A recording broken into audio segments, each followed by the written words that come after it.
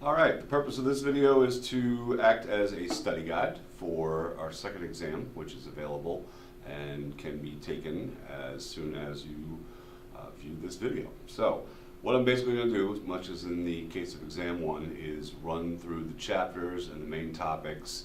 Once again, if you feel like you need to rewatch any of the old module videos, you're welcome to do that. Consult with your notes, and of course also follow along in your reading in the text. But basically, this is the material that will be covered in exam 2. So let's take a look at it, shall we? In module 7, we discussed stratification and how societies are divided up into layers. We talked about some very important rules of stratification. First, all societies are stratified. There's no such thing as a completely equal society, and that all societies are stratified along gender lines, to say at the very least. Even hunter-gatherer societies, to a certain degree, are divided into layers based on things like adults versus children and males versus females. And of course, that's a topic for that second part. Is a topic of a later discussion. We talked about 3 systems of stratification. So we talked about the idea that a society could stratify because of a practice of slavery. The fact that human beings own other human beings, and of course those beings, or those human beings that are owned, are going to be on the lower levels of society. And we talked about some of the causes and conditions under which people, which societies have operated as slave societies, and made the point that not all of them throughout history have been exactly like, obviously, American history. We talked about a caste system, again, a society in which, once again, society is divided up into layers, but we talked about some of the characteristics of castes, the most important being that status in a caste society is ascribed. So in other words, you were born into a caste, you spend your entire life in the caste, and you basically die in the caste. And we talked about some of the characteristics of that society that keep those boundaries between castes very much intact. And then, of course, a class system, which is a subject of a later module in more detail. But we can definitely say the characteristics of a class society is you certainly start in a class society in your parents' or family's class generally, but then through social mobility, you are allowed to move up and down, quote unquote, the class ladder. So very different than a caste system. And we also made the point when we look at history, ask the question, has America been all 3 of these things? And clearly we know we have a history of legal slavery. We had, of course, we consider ourselves now a class system, but although we don't typically recognize it or always use those terms, we were very much a racial caste system for approximately 100 years between the Civil War and the Civil Rights Movement, and all the characteristics of a caste system apply to our society, especially in terms of racial and ethnic relations. Then we talked about social class, obviously in brief. Just in this section we talked about Marx's definition of social class, clearly 2 classes, the bourgeoisie and the proletariat, being defined simply and only as which of those 2 classes owns the means of production, clearly the bourgeoisie. So Marx, very much simplistic model, based completely on this ownership of the means of production. And then Weber, who said that class is a little more complex than that and is much more defined by proximity to the 3 Ps. Again, property, power, and prestige, which we'll go into more detail about in a little bit. Then we took a look at the functionalist view of society and why it's stratified. 2 researchers by the name of Davis and Moore told us that society is divided up into layers because some jobs are more important than others, and society strives to put talented people into those more important positions.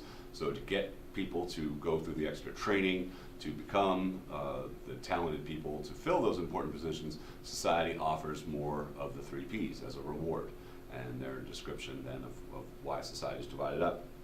And of course, another researcher by the name of Tooman came along and shot some holes in that theory by pointing out in his mind, his critique of Davis and Moore's example of functional stratification. And then we looked at the conflict theory view, and the researcher Gaetano Mosca basically told us that society needs leadership and organization, that leaders need more power, and when people have power in the competition for resources, they're going to take more for themselves. So again, a very simple version of conflict theory's position on why society is stratified. And then Lenski made the attempt at synthesizing or combining or blending both of those views. The idea, again, that early societies or simple societies, hunter-gatherer societies, do operate very much as functionalists say, where society is divided up into layers, but pretty much people's positions in society are based on their merit or their skills. So the most talented people rise to positions of power in a society and provide it with leadership. But when societies start to produce surplus and groups start to compete, then a more conflict theory point of view seems to rise to the top and take over. So again, Lenski took both viewpoints and blended them, which is why we call it a synthesis. We talked about the idea that the elites in society, the people at the top, clearly benefit the most from stratification, and toward that end want to protect the stratification because they occupy the top spots. And we talked about the use of both ideology and physical force or violence as ways of maintaining stratification within a society. Then we decided to look at whether or not the world is divided up or stratified, and clearly we see that it is. We talked about the concept of three worlds, one's called first world, second world, third world, and while some of those terms still have some meaning today in society, largely been replaced with the idea of the most industrialized nations, the industrializing nations, and the least industrialized nations in the world. We gave some characteristics and statistics about each of those groups, and we talked about the idea of how did our society, or how did our globe, how did our planet become stratified like this. We talked about looking at colonialization or colonialism, the idea that the countries that industrialized first used military power to dominate other places around the world. We talked about Wallerstein's world systems theory, which divides the nations of the world up into the core group, the semi-periphery, and the periphery, and he talked about the relationships between those in terms of how they coexist and interact. And John Galbraith's culture of poverty theory, which took a more symbolic interactionist point of view about why the world is stratified and looked at issues such as beliefs and religion as playing factors in why the world is stratified. And then we concluded that module by talking about, and I'm going to move this up a little bit here, excuse me.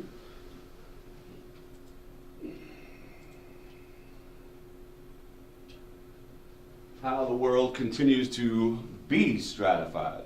So the maintenance of this global stratification. So we talked about neo-colonialism, replacing the old form of colonialism, and that is domination of least industrialized nations through economic debt. We talked about the role that multinational corporations play in maintaining global stratification, as well as the pursuit or race for technology, all factors in why the world continues to be stratified. All right, and then in Module 8, we decided to talk more about social class in some detail. So we went back to the definition of the 3 Ps and further discussion, and more in-depth discussion of property, power, and prestige. And then we took a look at, once again, the theories of Marx and the theories of Weber in discussing social class, and we updated those. So in Marx, rather than the simplistic kind of ownership of the means of production resulting in 2 classes, we expanded the notion by adding that some of those dimensions of power and size. So come up with basically 4 classes. And then Weber took much more of a, we talked about basically a division of the society up into 6 classes, which runs all the way from the very rich to the very poor and all the levels in between. And we came up with some characteristics and descriptions for each of those. We talked about what are some of the consequences of social class to us. Clearly, we could ask ourselves, why does social class matter? And then we looked at such areas of our lives as our physical health, our mental health, education, family life, religion, crime, and the criminal justice system. And I think we made it very clear that social class touches almost every aspect of our lives, or pretty much every aspect. Then we talked more about social mobility, again, that idea to move upward and downward within a class system. We talked about a couple different types. We talked about what happens when mobility occurs across generations, or what we sometimes call intergenerational mobility. So in other words, when children or the newer generations move away from the social class that their parents or grandparents had been in before, and that can be both up and down. We talked about structural social mobility, when society itself changes, the social structure changes, and that causes groups of people to move up and down in society. And we talked about the idea of exchange mobility, that when we look at society and think of that in that pyramid shape, that it mainly keeps that form, and that societies do tend to take on that pyramidal form of social mobility, of social stratification, and that so exchange mobility says that basically for every person going up, someone else is coming down, because we see that stability occurs. We discussed poverty and how we define the poverty line in our society. So if you'll remember that rather simplistic and not quite up to I would say in-depth discussion of poverty and that ×3 model, and we critiqued some of that and discussed the reality of that situation as far as defining who does and does not live at or above or below the poverty line. In Module 9, I'm going to move this up again.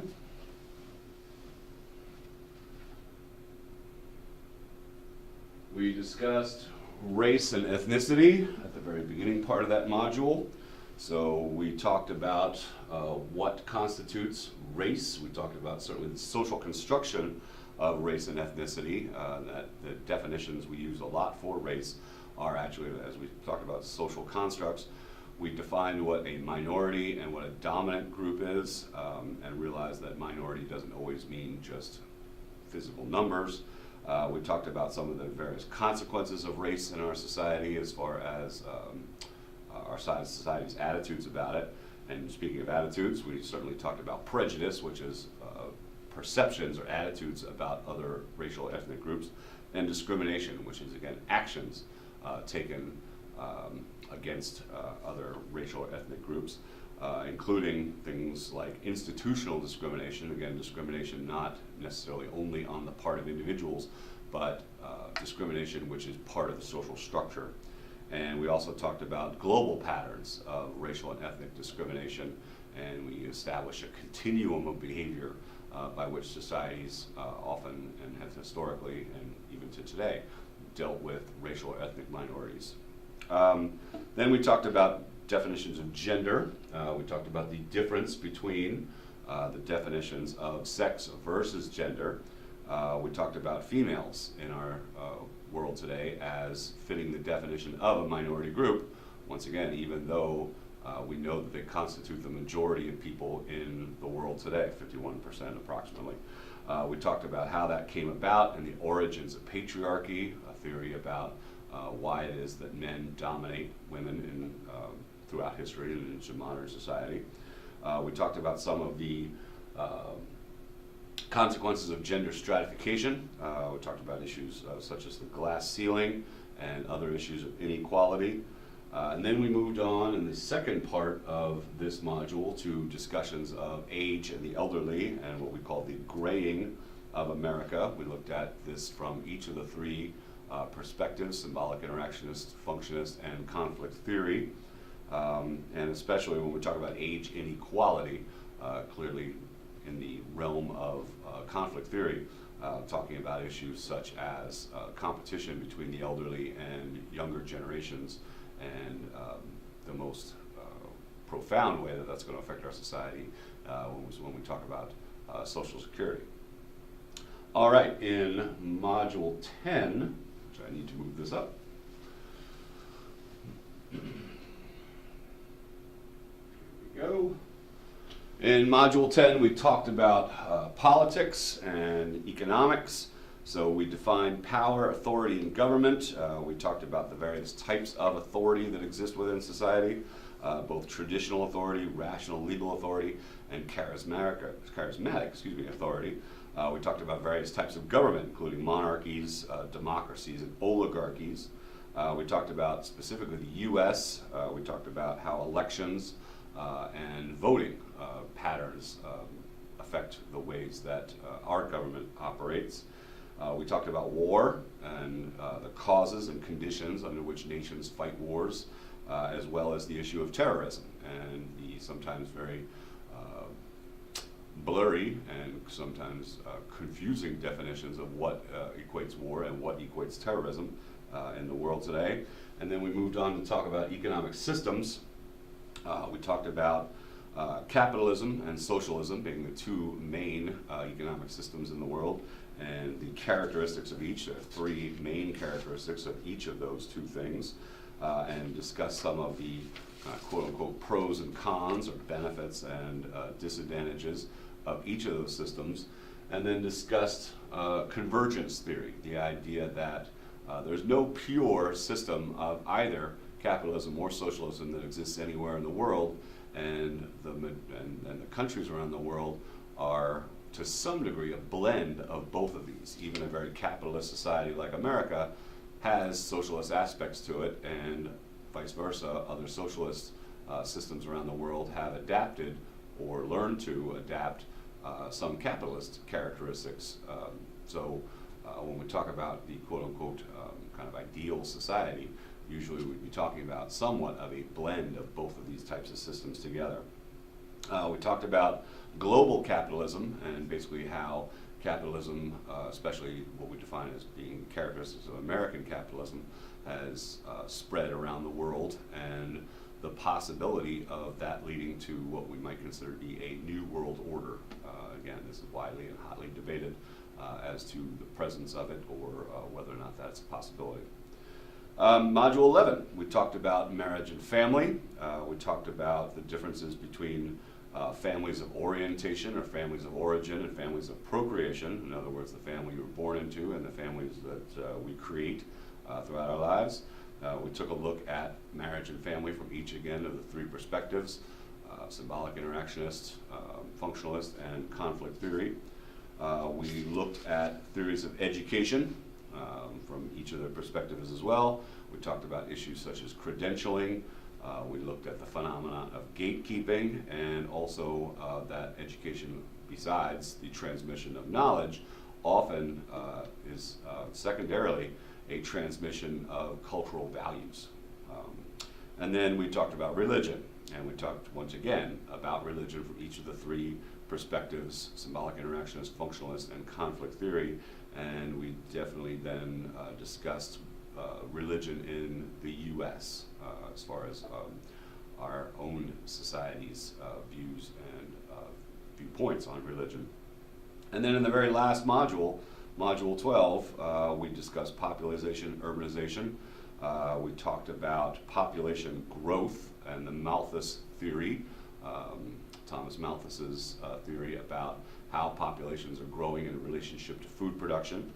We talked about the neo-Malthusians, in other words, new Malthusians, who basically take the stance that our planet is approaching a population crisis, in which time we will outstrip our ability to feed the number of people on the planet.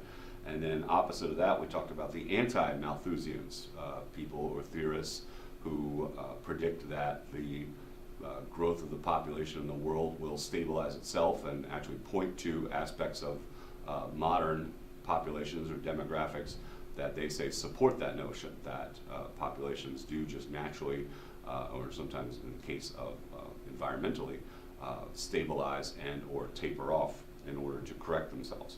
So we have those three very important viewpoints when we talk about population. We talked about urbanization, in other words, the growth of cities, and we definitely examined that from a historical perspective as far as the United States.